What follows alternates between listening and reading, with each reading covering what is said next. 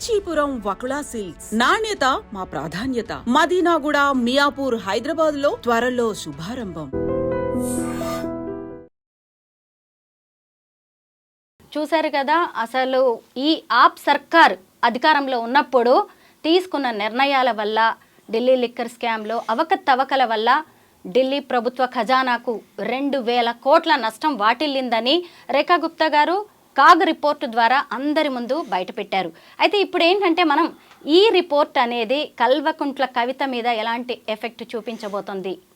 ఒకటి ఏంటంటే మొన్న ఎన్నికలు అయిపోయే వరకు కూడా ఈ 2000 కోట్లు ఇప్పుడు బయటకు రాలేదు. 100 కోట్లు అని చెప్పారు. 100 కోట్ల మీదే తిరిగింది. కేజ్రీవాల్ని అరెస్ట్ చేసినా, ఆయన అరెస్ట్ చేసినా, ఈవెన్ అరెస్ట్ చేసినా, ఎవరిని అరెస్ట్ చేసినా ఈ 100 కోట్ల చుట్టూనే జరిగింది. కానీ ఇప్పుడు 2000 కోట్లు అన్నది బయటికి రాలేదు అసలు. అది ఇప్పుడు కొత్తగా మన కాగ్ రిపోర్ట్ తీసుకొచ్చి పెడుతున్నారు. దాని మీద మాట్లాడదాం. అది అయితే కవిత గారికి వచ్చేటప్పటికి ఇక్కడ అంటే ఉన్నారు సౌత్ ఇండ్ గ్రూప్లో అది గ్రూప్ అంతా ఉండే. దాంట్లో శరత్చంద్రారెడ్డి గారు, మాగుంట రాఘవ్ గారు, ఆయనది బెయిల్ మీద 65 కోట్లు ఇచ్చి మరీ బయటకు వచ్చారు ఆయన. నేను చెప్పేది కాదు, ఇది మనకి ఎలక్షన్ కమిషన్ దాంట్లో ఉన్నాయి క్లియర్ కట్గా. ఆయన ఇప్పుడు 5 కోట్లు ఇచ్చాడు, ఇప్పుడు 50 కోట్లు ఇచ్చాడు కూడా చాలా క్లియర్గా ఉంది. మాగుంట గారు అయితే ఇప్పుడు ఆయన ఎన్డీఏ గవర్నమెంట్లో ఆయన ఎంపీ కూడా ఆయన. సో వాళ్ళకి లబ్ధి పొందింది. వాళ్ళు దే ఆర్ ది దాంట్లో విక్టిమ్స్. దాంట్లో అరెస్ట్ అయ్యి జైల్లో దాదాపు 6 నెలల పైన ఉన్నారు. వాళ్ళు ఉండి బెయిల్ తెచ్చుకుని అప్రూవర్గా మారిపోయి వచ్చిన వాళ్ళు వీళ్ళంతా. సో ఇక్కడ ఈ కేసులో ఇప్పుడు వచ్చేటప్పటికి కవిత గారికి వచ్చేటప్పటికి ఇప్పుడు ఈ కాగ్ రిపోర్ట్కి వచ్చేటప్పటికి దాంట్లో కాగ్లో దీని ప్రస్తావన లేదు. నిజంగా కాగ్ రిపోర్ట్ చాలా బాగుంది. నేను వాట్ ఐ ఫీల్ అది అందరూ చదవాలి. ఎందుకంటే కాగ్ రిపోర్ట్ చాలా ఎన్నో వచ్చినాయి. ఇంతకుముందు కూడా యమునా ఎక్స్ప్రెస్ హైవే అనుకుంటా, దాని మీద కూడా వాళ్ళు ఇచ్చారు ఒకటిసారి 17 కోట్ల అయ్యే కిలోమీటర్ కావడానికి 280 కోట్లు ఖర్చు పెట్టారని చెప్పి ఇచ్చారు. అప్పుడు కూడా కాగ్ రిపోర్టు బయటపెట్టింది. ఇటువంటి చాలా విషయాలు బయటపెట్టారు ఆయన్ని. మరి దాని మీద అప్పుడు జరిగినట్టయితే కనపడలేదు. దాదాపు 100 కోట్ల రూపాయల కుంభకోణాలు జరిగినప్పుడు దాన్ని పక్కన పెట్టేశారు. ఇక్కడికి వచ్చినప్పుడు ఈ కాగ్ రిపోర్ట్కి వచ్చేటప్పటికి 2000 కోట్లను చూపెడుతున్నది. రాబోయే ప్రాఫిట్ రాలేదు అని చెప్పడానికి. ఎందుకంటే చాలా క్లారిటీగా అక్కడ ఒకటి కనపడింది నాకు. నేను చదివాను దాంట్లో దాదాపు 8 అవి ఉంటే డివిజన్స్ ఉంటాయి. దాంట్లో 7 డివిజన్స్ యాక్చువల్గా ఢిల్లీలో జరుగుతుంది ఏమిటి అంతకు 2021 కంటే ముందు 17 నుంచి 21 వరకు దాదాపు 1500 నుంచి 2000 వరకు ఇల్లిసిట్ లిక్కర్ షాప్స్ ఉన్నాయి. ఇల్లీగల్ లిక్కర్ అమ్ముతున్నారు. తర్వాత వాళ్ళు బ్యాట్ కట్టకుండా ఎగేసేసి చేసేవి ఉన్నాయి. కరప్షన్ చాలా ఉంది, చాలా మిస్మేనేజ్మెంట్ ఉంది, ఇల్లీగల్గా జరుగుతున్నాయి. అన్ని చాలా విషయాలన్నీ వాళ్ళే పెట్టారు. ఇది మనం చెప్పేది కదా, కాగ్ రిపోర్ట్లు ఉంది, అందరూ చదవాల్సిన రిపోర్ట్ అది వాట్ ఐ ఫీల్. సో ఆ రిపోర్టు చాలా క్లారిటీగా ఇచ్చారు. ఎందుకు జరగాల్సి వచ్చింది, ఎందుకు మార్చారు, ఎందుకు చేశారు, ఏంటి అన్నది 7 ఇట్లా చెప్పారు. 8 రిపోర్ట్కి వచ్చేటప్పటికి ప్రొజెక్షన్స్ ఇచ్చారు వాళ్ళు ఎలా చేశారు ఏంటి అన్నది. దాంట్లో వాళ్ళు చెప్పింది అంటే 2000 కోట్ల రూపాయలు నష్టం వచ్చిందని చెప్పారు. నిజానికి ఈ రిపోర్ట్ ఇప్పుడు వచ్చింది కాదు, దాదాపు 4-5 నెలల క్రితమే మనకి బయటకు వచ్చింది. వెబ్సైట్లో ఉంది, అవైలబుల్ ఉండింది వెబ్సైట్లో. అయితే దాంట్లో 2000 కోట్లు అన్నది ఏంటంటే యాక్చువల్గా వీళ్ళకి 2021లో ఎప్పుడైతే ఈ రిపోర్ట్ కొత్త లిక్కర్ పాలసీ పెట్టారో దాని తర్వాత అప్పటి వరకు వచ్చిన ఆదాయం 4000 కోట్లు మాత్రమే లిక్కర్ మీద రాష్ట్ర ప్రభుత్వానికి. దీన్ని మార్చాలి అని చెప్పి కొత్త ప్రాజెక్ట్ తయారు చేసి పెట్టిన తర్వాత ఒక 6 నెలల పాటు నడిచిన తర్వాత దీని మీద ఎగైనెస్ట్గా రిపోర్ట్స్ వచ్చాయి. విజయ్ కుమార్ ఒకటి, తర్వాత అప్పుడున్న సక్సేనా గారు, వీళ్ళంతా రిపోర్ట్స్ పెట్టడం వల్ల దాన్ని ఈడీ వాళ్ళకి కేసులు పెట్టడం వల్ల మాత్రమే విత్డ్రా చేసుకున్నారు. అంతవరకు విత్డ్రా చేయలేదు గవర్నమెంట్. కేసులు పెట్టిన తర్వాత దాన్ని రాంగ్ ఉందని చెప్పిన తర్వాత మాత్రమే చేశారు. కానీ అప్పటికే రాష్ట్రానికి 2000 కోట్లు లాభం వచ్చింది. యాక్చువల్గా ప్రొజెక్షన్స్ ఏంటంటే 8000 కోట్లు రావాలి, 4000 నుంచి 8000 కోట్లు రావాలి 1 ఇయర్లో. 6 నెలలు మాత్రం చేయడం వల్ల 2000 కోట్లు వచ్చినాయి, ఇంకో 2000 కోట్లు రాలేదు. అది ఇప్పుడు నష్టం పెడుతున్నారు. అది అంతకంటే వేరే నష్టం కాదు. దాన్ని చదివినోడికి అర్థమైపోతుంది చాలా క్లారిటీగా 2000 నష్టం అక్కడ జరిగింది. ఇంకోటి వీళ్ళు చెప్పేది ఏంటంటే అక్కడ ఎయిర్పోర్ట్లో ఒక 6 లిక్కర్ షాప్స్ ఉంటాయి. దానికి ఒక 24 కోట్లు 28 కోట్లు ఇచ్చారు, అది వాపస్ చేశారని చెప్పి.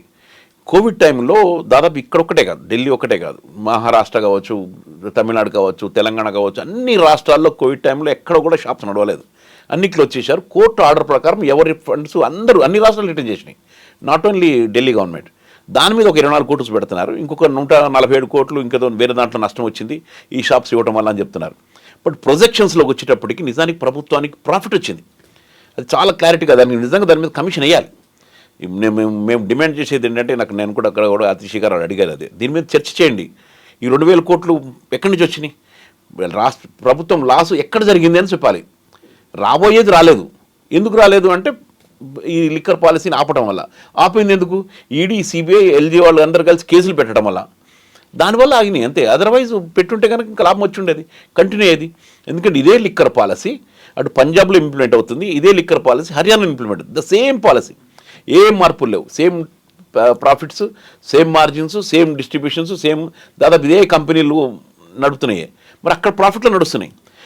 ఢిల్లీ పంజాబ్ ప్రభుత్వాన్ని చూస్తే కనుక వాళ్ళకి 6,000 కోట్ల నుంచి 10,000 కోట్లకి ఆదాయం పెరిగింది. ఆల్రెడీ 8,000 కోట్ల వరకు వచ్చారు వాళ్ళు. 10,000 కోట్లు వాళ్ళది దాదాపు projected profits. They are running very well. Haryana అద్భుతంగా నడుపుతున్నారు వాళ్ళు కూడా. సో ఇవన్నీ అవకతవకలన్నీ కూడా దాంట్లో ఉన్నాయని కొత్త ప్రాజెక్ట్ వచ్చింది, మంచిది అని చెప్పి వచ్చింది.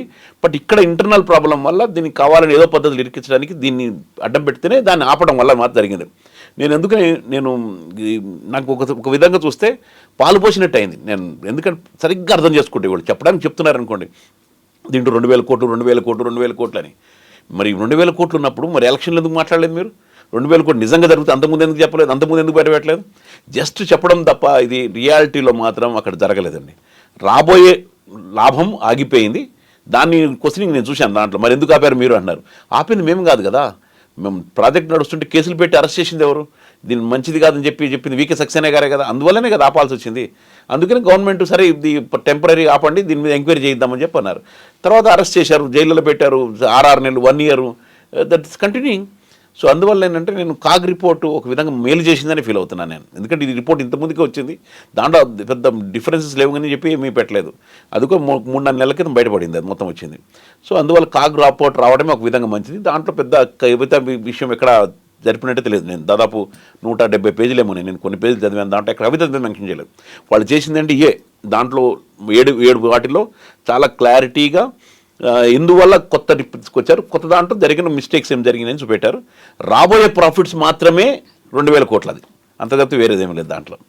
కవిత జైల్లో ఉన్నప్పుడు కూడా చాలా వార్తలు వచ్చాయి. ముఖ్యంగా బీజేపీలో బీఆర్ఎస్ను విలీనం చేస్తారు, ఆమె బయటకు రావాలంటే ఖచ్చితంగా కేంద్ర ప్రభుత్వంతో వీళ్ళు కలిసి నడవాల్సిందే అనే ఆరోపణలు కూడా వార్తలు చాలా వచ్చాయి ఆ టైంలో. మళ్ళీ ఇప్పుడు కవిత గారి పేరు కొత్తగా వస్తుంది. ఇంకొక వైపు చూస్తే కేటీఆర్ పేరు కూడా పలు కేసుల్లో వినిపిస్తోంది. ఏంటి బీజేపీ ఏమన్నా వీళ్ళిద్దరిని అన్నా చెల్లెళ్లను అడ్డం పెట్టుకుని తమ రాజకీయ ప్రయోజనాలకు వాడుకోవాలి అనే ప్రయత్నం చేస్తోందంటారా? చేయొచ్చండి, పెద్ద ఆశ్చర్యం లేదు. ఇప్పుడు రాజకీయాల్లో ఎప్పుడు కూడా మామూలే అది. ఎటువంటి దానికన్నా దిగడానికి మోడీ గారు అమిత్ షా గారు తక్కువేం కాదు. వాళ్ళు ఢిల్లీ ఎన్నికలు చూసాం కదా, అసలు ఎట్లా తిమ్మిని బమ్మిని చేసి ఎలా మార్చగలిగారో మనం చూడగలిగాం. అది అంటే మా దృక్పథంలో మేము చూసాం అది.